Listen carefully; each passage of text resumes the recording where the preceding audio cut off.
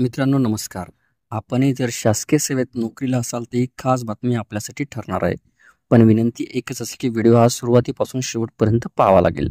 चला तर मग आपण आपल्या व्हिडिओकडे वळूयात. मिळालेल्या माहितीनुसार दिनांक 31 जुलै 2025 रोजी महाराष्ट्र राज्य शासनाच्या शालेय शिक्षण व क्रीडा विभागाने एक अतिशय महत्त्वपूर्ण शासन निर्णय निर्गमित केला. त्या शासन निर्णयामध्ये कर्मचाऱ्यांना सुधारित सेवा अंतर्गत आश्वासित प्रगती योजना लागू करण्याबाबतचा तो शासन निर्णय आहे. तर आता बघूया आपण सविस्तर त्या शासन निर्णयात नेमकं काय म्हटलंय. राज्यातील ज्या खाजगी संस्थांमार्फत चालवण्यात येणाऱ्या मान्यताप्राप्त प्राथमिक, उच्च प्राथमिक, माध्यमिक व उच्च माध्यमिक अनुदानित शाळांतील शिक्षकेतर कर्मचाऱ्यांना 2 लाभांची सुधारित सेवा अंतर्गत आश्वासित प्रगती योजना दिनांक 1/1/2024 पासून लागू करण्यात आलेली आहे. राज्यातील खाजगी संस्थांमार्फत चालवण्यात येणाऱ्या मान्यताप्राप्त प्राथमिक, उच्च प्राथमिक, माध्यमिक व उच्च माध्यमिक अनुदानित शाळांमधील शिक्षकेतर कर्मचाऱ्यांना या शासन निर्णयाला अनुसरून खालीलप्रमाणे वेतनश्रेणी ही निश्चित करण्यात आलेली आहे. तर वेतनश्रेणी ही कशा प्रकारची आहे किंवा ती कशा पद्धतीने आहे ते आपण आता थोडक्यात बघूयात. चला, परिशिष्ट अ मध्ये दाखवल्याप्रमाणे पहिलं पद आहे बघा अधीक्षक, ज्यामध्ये मूळ वेतनश्रेणी ही 6व्या वेतन आयोगानुसार 9,300 ते 34,800 असून त्याचे ग्रेड पे हा 43 आहे. तर तीच वेतनश्रेणी सुधारित होऊन 7व्या वेतन आयोगामध्ये S14 मध्ये 38,600 ते 1,22,800 याप्रमाणे त्यांची वेतनश्रेणी ठरणार आहे. त्यानंतर त्या अधीक्षक या पदावर 12 वर्ष झाल्यानंतर त्यांना S15 मध्ये 41,800 ते 1,32,300 याप्रमाणे वेतनश्रेणी लागू असणार आहे. तसाच पुन्हा 24 वर्षानंतर सुद्धा तीच वेतनश्रेणी ही कंटिन्यू असेल.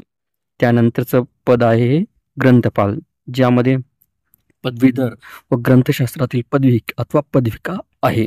त्यांची मूळ वेतनश्रेणी ही 6व्या वेतन आयोगानुसार 5,200 ते 20,200 व ग्रेड पे 2800 आहे, ज्यामध्ये त्यांना रिवाईज करून 7व्या वेतन आयोगामध्ये त्यांची वेतनश्रेणी ही S10 मध्ये टाकलेली आहे.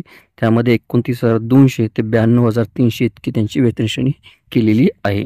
त्यानंतर त्यांना त्याच पदावर असताना 12 वर्षानंतर त्यांना S11 मध्ये समाविष्ट केले जाणार आहे. त्याची वेतनश्रेणी ही 30,100 ते 95,100 इतकी ठरलेली आहे. त्यानंतर 24 वर्ष झाल्यानंतर S12 मध्ये त्यांना टाकल्या गेलेला आहे. त्याची वेतनश्रेणी 32,000 ते 10,1600 इतकी ठरलेली आहे. त्यानंतरचं पद आहे ग्रंथपाल, जे अशासकीय माध्यमिक शाळेतील मॅट्रिक व ग्रंथालयाचे प्रशिक्षण प्रमाणपत्र धारक आहात. त्यांच्यासाठी मूळ वेतनश्रेणी ही 6व्या वेतन आयोगानुसार 5,200 ते 20,200 व ग्रेड पे 2400 आहे. त्यांची 7व्या मध्ये वेतनश्रेणी ही S8, ज्यामध्ये वेतनश्रेणी ही 25,500 ते 81,100 इतकी फायनल केलेली आहे. ग्रंथपाल या पदावर 12 वर्षानंतर S9 मध्ये 26,400 ते 83,600 इतकी वेतनश्रेणी असणार आहे. पुन्हा त्याच पदावर असताना 24 वर्षानंतर ही वेतनश्रेणी ही S10 मध्ये जाणार, ज्याचा वेतनश्रेणीचा स्केल जो आहे 29,200 ते 92,300 असणार आहे. त्यानंतरचं पद आहे मुख्य लिपिक, ज्याची मूळ वेतनश्रेणी ही 6व्या वेतन आयोगानुसार 9,300 ते 34,800 इतकी आहे व त्याचा ग्रेड पे 4,200 इतका आहे. त्याला रिवाईज करून 7व्या वेतन आयोगामध्ये S13 मध्ये ती वेतनश्रेणी गेलेली असून त्याचा स्केल हा 35,400 ते 1,12,400 इतकी ठरलेली आहे. त्याच पदावर पुन्हा 12 वर्षानंतरचा स्केल हा S14 असणार आहे, ज्यामध्ये त्याची वेतनश्रेणी 38,600 ते 1,22,800 इतकी असणार आहे. व त्याच पदावर पुन्हा 24 वर्षानंतर तीच वेतनश्रेणी ही S15 मध्ये जाणार आहे, ज्याचा स्केल हा 41,800 ते 1,32,300 इतका असणार आहे. त्यानंतरच पद आहे वरिष्ठ लिपिक, ज्याची 6व्या वेतन आयोगानुसार मूळ वेतनश्रेणी ही 5,200 ते 20,200 असून ग्रेड पे हा 2400 आहे. व त्याला रिवाईज केलं तर 7व्या वेतन आयोगानुसार त्याला S8 मध्ये टाकलेला आहे. त्याची वेतनश्रेणी ही 25,500 ते 81,100 इतकी आहे. पुन्हा त्याच पदावर असताना 12 वर्षानंतर S13 मध्ये तो कर्मचारी जाणार आहे. त्याची वेतनश्रेणी ही 35,400 ते 1,12,400 इतकी असणार आहे. पुन्हा त्याच पदावर 24 वर्षानंतर वेतनश्रेणी ही S14 असणार आहे, ज्यामध्ये 38,600 ते 1,22,800 इतकी असणार आहे. पुन्हा त्यानंतरचं पद आहे प्रयोगशाळा सहाय्यक, त्याची वेतनश्रेणी ही 6व्या वेतन आयोगानुसार 5,200 ते 20,200 इतकी आहे व ग्रेड पे 2,000 इतका आहे. त्याला रिवाईज झाल्यानंतर 7व्या वेतन आयोगामध्ये ती वेतनश्रेणी ही S7 मध्ये जाऊन त्याचा स्केल हा 21,700 ते 69,100 इतका असणार आहे. त्याच पदावर 12 वर्षानंतर S8 त्याची वेतनश्रेणी ही 25,500 ते 81,100 इतकी असणार आहे. 24 वर्षानंतर तीच वेतन श्रेणीमध्ये थोडासा बदल होऊन S9 मध्ये जाणार आहे, ज्याची वेतन श्रेणी 26,400 ते 83,600 इतकी ठरणार आहे. त्यानंतरचं पद आहे कनिष्ठ लिपिक, ज्याचा 6व्या वेतन आयोगानुसार स्केल आहे 5,200 ते 20,200 व ग्रेड पे 1900 आहे.